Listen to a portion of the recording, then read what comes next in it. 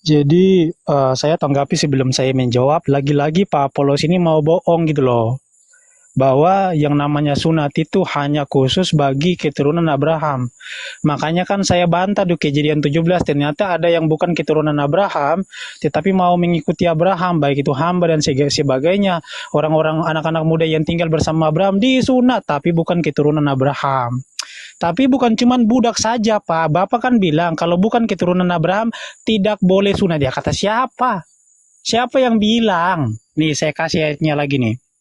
Kejadian 34 ayat 24. Maka usul Hemor dan Sikem anaknya itu didengarkan oleh semua orang yang datang berkumpul di pintu gerbang kota itu. Lalu disunatlah setiap laki-laki, yakni setiap orang dewasa di kota itu. Tuh Pak, orang-orang Sikem, orang-orang non-Yahudi sunat. Seluruh laki-laki disunat. Jadi, sunat itu nggak harus keturunan Yahudi. Menurut Kejadian 34 ayat 24. Ayo, ayo, ayo, ayo. Ternyata premisnya gugur lagi nih.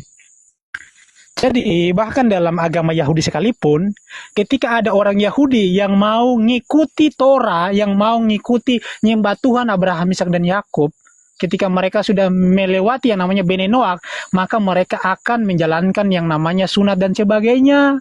Orang-orang non-Yahudi, orang-orang non-Israel yang ikut bersama-sama dengan Musa masuk ke tanah perjanjian pun disunat. Orang-orang asing yang tinggal bersama-sama dengan orang Israel pun disunat. Jadi bukan cuma keturunan Abraham saja. Ternyata dalam Kejadian 34 ayat 24, orang-orang non keturunan Abraham juga disunat. Pertanyaan saya, tadi Bapak bilang orang-orang non Yahudi nggak boleh sunat di luar keturunan Abraham, kecuali budak, kecuali hamba. Pertanyaan saya, nih orang-orang Sikem, mereka bukan hamba. Mereka bukan budak. Pertanyaannya, kenapa mereka disunat? Oke, itu pertanyaannya.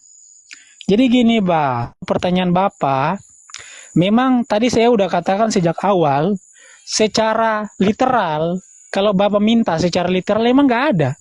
Tetapi yang namanya milah Ibrahim itu atau agama Ibrahim, syariatnya salah satunya adalah sunat. Kemudian mengesahkan Tuhan seperti yang diajarkan oleh Musa, bukan mentigakan Tuhan. Mengesahkan Tuhan dan mengikuti syariat yang dijalankan oleh Abraham.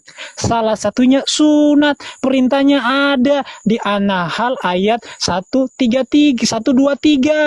Ada ayatnya. Kalau Bapak minta secara eksplisit, nanti ku tanya nih Bible secara eksplisit, jawab. Bro Demian, saya hentikan, dibacakan saja ayatnya, Bro Demian. Terjemahannya iya. Iya, jadi dikatakan kemudian kami wahyukan kepadamu, ikutilah, disuruh ikutilah milah agama Ibrahim yang lurus. Jadi ada perintah di situ, perintah untuk mengikuti. Jadi milah Ibrahim syariatnya ada sunat dan sebagainya. Kejang-kejang.